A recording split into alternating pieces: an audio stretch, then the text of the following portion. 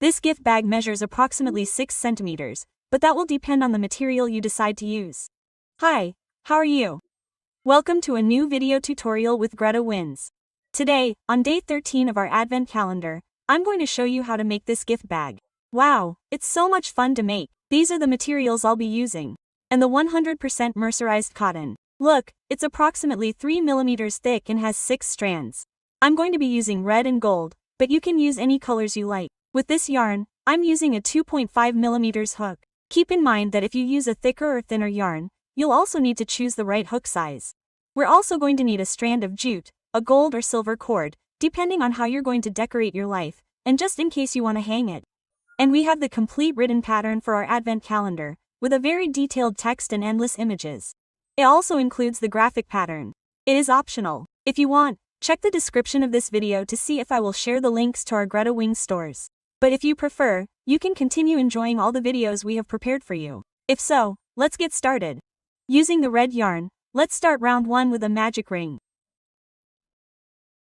and 3 chains. Now that I have secured the ring, I will count 2 and 3. Then inside the magic ring we will make 16 double crochets. 1 double crochet, 2, and I will continue making double crochets. A total of 16.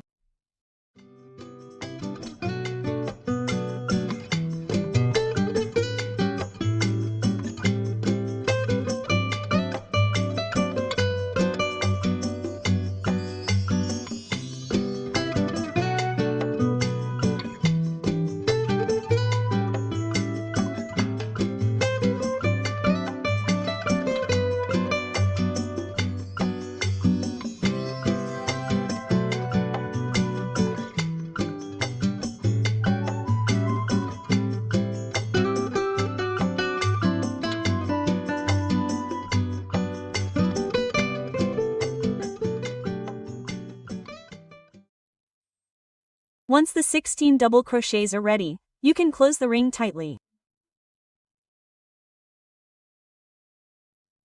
And to complete the round, a slip stitch right in the first double crochet of this round. From round number 2 to 7 or as many rounds as you want. This is what we will be repeating. 4 chains at the beginning. 1, 2, 3, and 4. Then you're going to continue in the next stitch you have with a double crochet, a chain. In the next stitch, another stitch will be repeating a double crochet and a chain, a double crochet and a chain. You're going to repeat a stitch and a chain 15 times like this. And now I'll show you the end. I've already made the last double crochet and the chain. The next thing is to make a slip stitch and chain number 3 of the delineations and another slip stitch in the next one.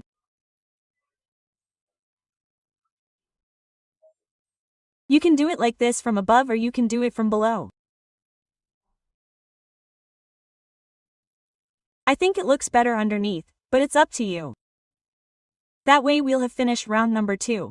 Let's do 3 together. Repeat the same thing until round number 7.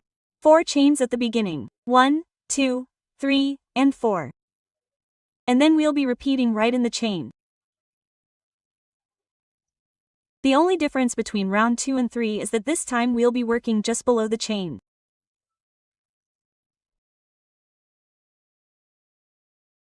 One chain, 1 double crochet, 1 chain, 1 double crochet, 1 chain, 1 double crochet, 1 chain. I find it much easier to crochet under the chain than over the double crochet. And the idea is that this is fun, easy, and fast. But if you want to do it over the double crochet, that would also be a very good option. To complete the round, a slip stitch in the starting chain number 3 and another slip stitch under the starting chain number. And I continued repeating from round 4 to 7. And when I finished round 7, with only 1 slip stitch, because more, I simply cut the yarn to secure it in ESC. Securing this strand is very simple. Pass it to the back. Here behind with the strand close by. But in the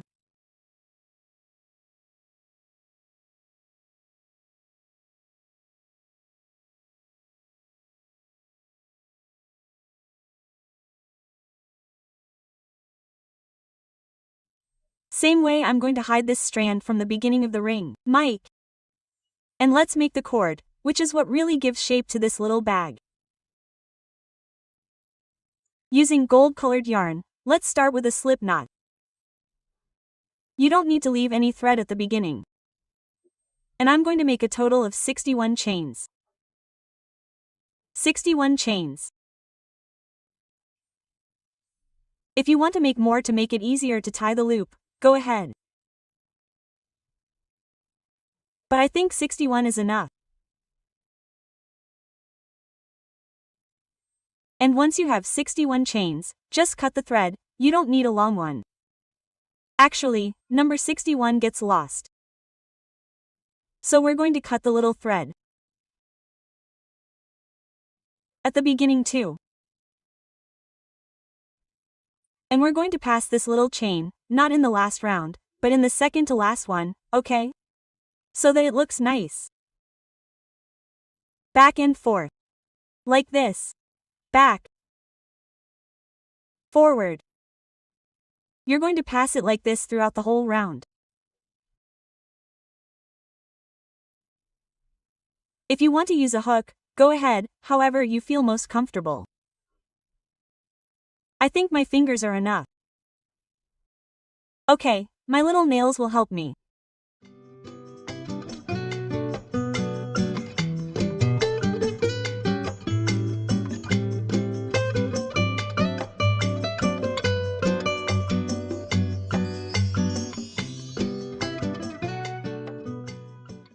And that's it.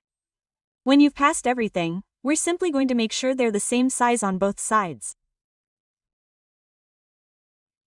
Help it so that it looks nice, but when you stretch it out, it already looks nice. Here we're simply going to make a traditional bow.